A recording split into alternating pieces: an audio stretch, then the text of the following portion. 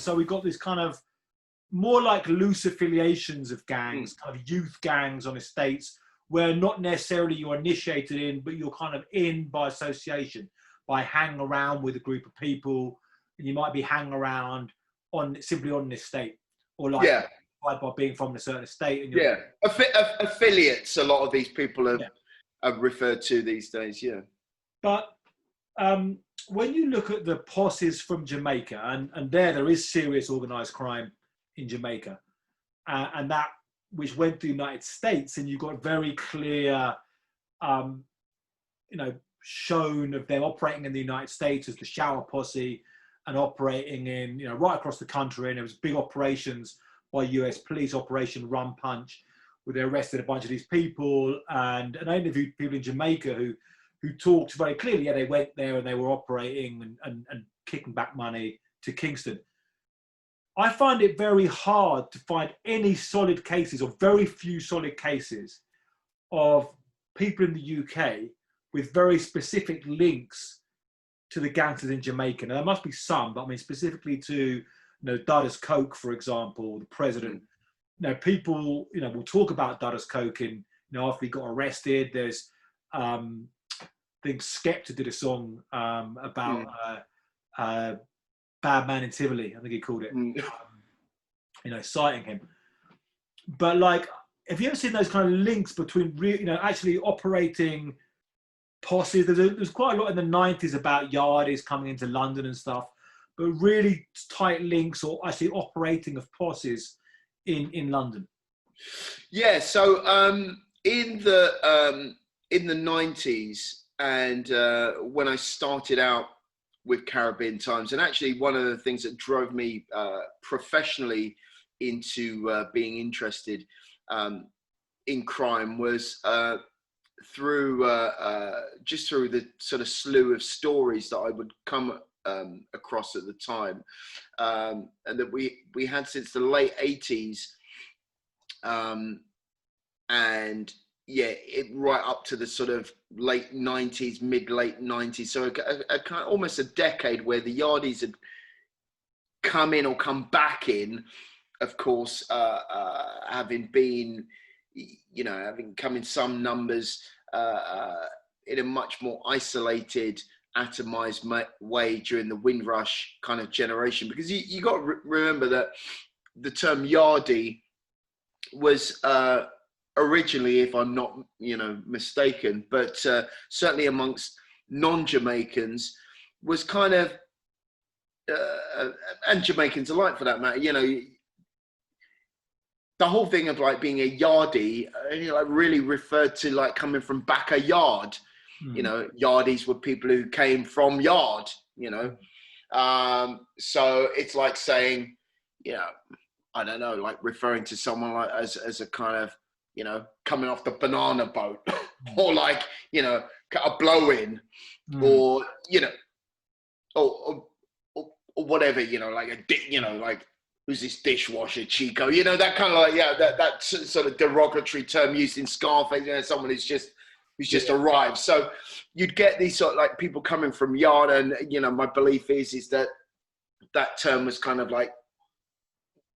obviously sort of taken up and kind of modified to refer to these, criminal elements coming from back a yard. So, and again, I say that because there wasn't, the Yardies as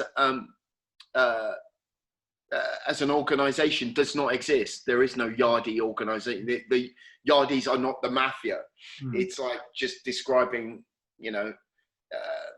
someone from a particular place who's involved in criminality, so to that end, many of these characters, and you had people sort of Rankin Dread or whatnot, who came over to the UK, and were very much man, them pussy claw English man, them we got take over that, and they stepped in and they had a piece of the action. I think he was dubbed in the tabloids as the most dangerous man in Britain for a time. Yeah. I think basically, if you hang around long enough, you can get that accolade. It's because in some ways, and it's really interesting that you mentioned that, is that again the tabloid or the press intervention or their kind of, you know, their role in all of this is critical, because essentially the press in Britain, you know, manufactures and does create certain criminal elements or entities. And I think the Yardies, to an extent, are a British confection, in that they never really existed as an organized group of people. They were, you know, individuals. In fact, one of the first, if I'm not mistaken, the first Yardie informer, a guy called Errol Walker, was shot and almost killed by a subject of mine way back when. Former police officer called Tony Long, who shot Errol Walker in an operation that, to secure the release of a young girl that Walker had taken hostage, having killed another woman in that siege as well.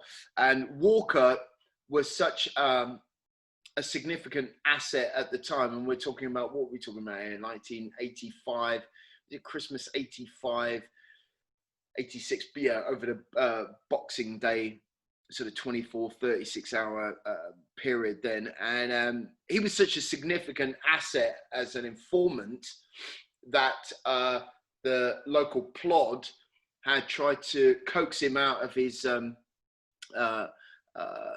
lair, a flat that he was in, with holding this young girl hostage in Northolt in northwest London. Yeah, you know, they came with a very sort of softly approach, you know, drinks and pizzas and all of this sort of like stuff, because he had been of significant use to it. And that was one of the problems with the Yardies that were operating in Britain at that time, is that they were very, you know, mercurial figures. They weren't like these sort of, again, these old school indigenous gangsters, or very much like these new school kind of like cats. These were lone operators, lone wolves who you know, would join up and link up with other kind of like groups, possibly through some, you know, backyard kind of like regional or local connections, some familial connections, but they would blend in and work their way through Black British kind of like culture, you know, like these mini kind of like whirlwinds. And as a consequence of that, they would be involved in serious criminality, serious violence, a lot of abuse of women, but at the same time dealing with the authorities, informing on criminal rivals. What they brought, though, at that time, and again, relating violence to all of this, they jacked up for a period a level of violence that was not being seen in Britain at that time. And I remember reporting on a number of cases in and around a place called Murder Mile in Clapton, Hackney, East London, sort of northeast London. Interestingly, I was born on that street many moons ago, and it had become notorious as a focal point for a lot of Yardie activity. Places like Clapton, Hackney, Dalston, likewise with Brixton, Stockwell, other parts of South London, and then, you know, you're looking at Ladbroke Grove and Notting Hill as well. Of course, had very big West Indian communities, as they were way back when. And these, you know, Yardies kind of like implanted and embedded themselves in these communities, and to an extent kind of fucked things up there, because what happened is that they came with this level of violence and this attitude that, you know, was just not prevalent in that way at the time. People were getting taken out. They were far more inclined to use firearms, and were quite adept at getting hold of firearms. And what they created in a sense for a period was something of almost like an arms race, in that indigenous villains became responsive to this like new wave of violent criminal activity. And it's like, well, you know, we need to meet fire with fire. So you had a period where there were a lot of drive-bys.